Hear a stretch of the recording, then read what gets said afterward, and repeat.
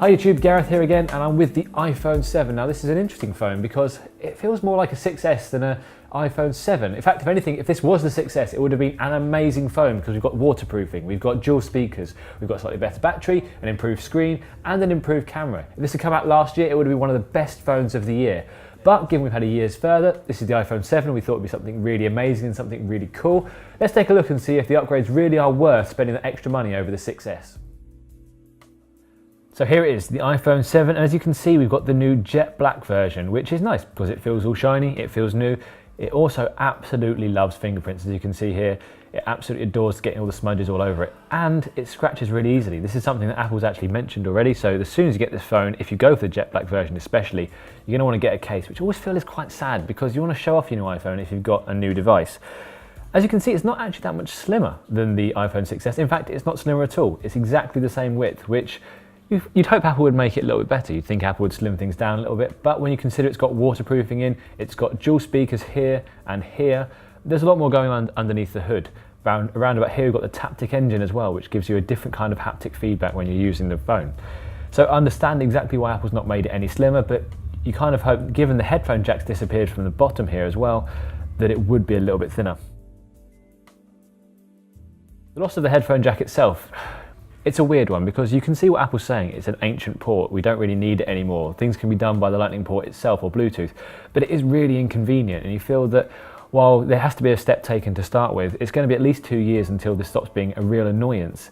And yeah, Apple's put the Lightning connector in the box as an adapter, but if you lose that, if you misplace it, or if you just leave it somewhere else, it's really frustrating to not be able to use your phone with a standard pair of headphones you might have kicking around. When it comes to the screen, Apple's gone for a 4.7-inch 720p version, which is the same as we saw on the 6 2 years ago. And you feel maybe, you know what, Apple could do a little bit better. If you look at the Samsung Galaxy S7, for instance, with the QHD screen, that's much sharper, and side by side, you will notice the difference. But if you're just viewing it in isolation and just seeing the iPhone for what it is, you know, a decent viewing experience, you won't find you're really missing out on too much. Let's talk about the home button. Now, this is something that's a bit weird because the iconic clickable home button is gone.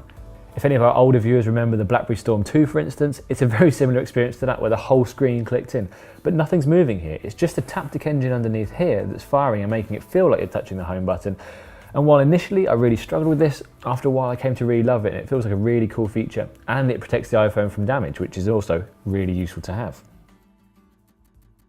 So in terms of the specs, Apple's done what it predictably does and upgraded the processor inside. So we've got an A10 Fusion chip inside this time, which means it's quad core. Instead of dual core, that's 4 cores running. 2 of them do the normal stuff, handle the heavy lifting, and 2 of them handle the more basic tasks, and essentially there to help battery life and improve efficiency. But as ever, the iPhone is as snappy as you could want it to be. So if you're using something like Photoshop Express here, the retouching of photos is very quick, very slick, and Apple's put more than enough power into this phone to make it easily adequate for day-to-day tasks. So even heavy lifting stuff works really well in the iPhone 7. Next up, we've got the dual speakers. Now again, as I said, these are top and bottom of the phone. It's a weird configuration. It's very similar to what Sony does with its phones because this speaker fires this way, and this speaker fires that way. There's also the curious situation where there's 2 speakers, but one of them is just there for aesthetics or completely redundant. Where the headphone jack was, that's just a few dots now for some reason. So when things fire forward, if you turn this right up, you definitely get a sense that some of the sound is going that way and some is going this way. Having dual speakers feels like a real step forward, but again, something that Apple's rivals have been doing for a long time. iOS 10 feels like it really fits on the iPhone 7 because all the things that you need are right there within one swipe. The screen is the right size to be able to manipulate with one thumb. So Apple's got a good mix here. Some people don't like iOS 10, they feel there's too much going on, and that might be a fair comparison, but if you're used to Android especially, you'll find a lot to like here. As I've mentioned previously, there's a Taptic engine inside here, which is different from your usual haptic buzzing feedback when you get a message. Apparently, according to the pictures, it's around here somewhere, but it means that there's more of a fine-tuning to the haptics, to the vibrations themselves feel like they're more of a knock, more personal, more relevant, rather than just the whole phone buzzing. If you're playing a Formula 1 game, for instance, if it hits the side, you'll feel like it actually buzzes into the side rather than just the whole phone vibrating. It's one that's a really good move forward, and if that's the reason we've lost the headphone jack, might not be the end of the world. Annoyingly, those games haven't actually come out yet, the ones that we tried at the demo event back in San Francisco. But in the future, game developers will be able to add that in via an API. So they've got access to the Taptic engine, they'll be able to just add these separate effects in and really start to change them and corral them as they want to do. Right, let's talk about battery life on the iPhone 7, and this is a difficult one again. iPhones have never been good on battery, and while they have got better since the 6, I'm still finding that most days I'm getting to the end of the day and I'm starting to get into the red zone. I'm having to put on low power mode. So if you're doing something like using it as a tethering hotspot, for instance, or if you're just doing something a little bit more higher power, firing the screen, watching a movie with stuff running in the background, you will find the battery drains very quickly. And compared to its peers on the market right now, the Samsung Galaxy S7 Edge, phones from Sony, from HTC, Apple is still lagging behind.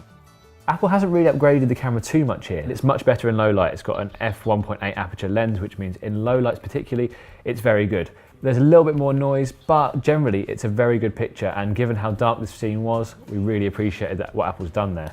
But as an overall camera effect, doesn't feel like a lot's been going on really. It feels like Apple's just done the bare minimum to make it so that its camera now is as good as it needs to be to warrant an upgrade. There's no fancy new features. We haven't got live photos, for instance, that came a few years ago. We haven't got an improved HDR mode. We've basically got brighter and clearer pictures, and while that's good, it doesn't really feel like it's that much better than the iPhone 6s. So that's the iPhone 7, and it feels like a weird move from Apple, because while the iPhone 6s was incremental and we expected that, we thought the 7 was going to be a big upgrade, but it's not. That's not to say that the waterproofing isn't great and the dual speakers don't add something to it, but the losing the headphone jack is inconvenient, and while the screen and the camera are better, they're incrementally so. So if you're thinking of getting the iPhone 6s, well, you're probably getting quite a good phone, and it's a lot cheaper than the iPhone 7. But if you want the latest phone from Apple, well, the iPhone 7 is good. It's just not great. As ever, please let us know in the comments below what tests you'd like us to see run with the new phone.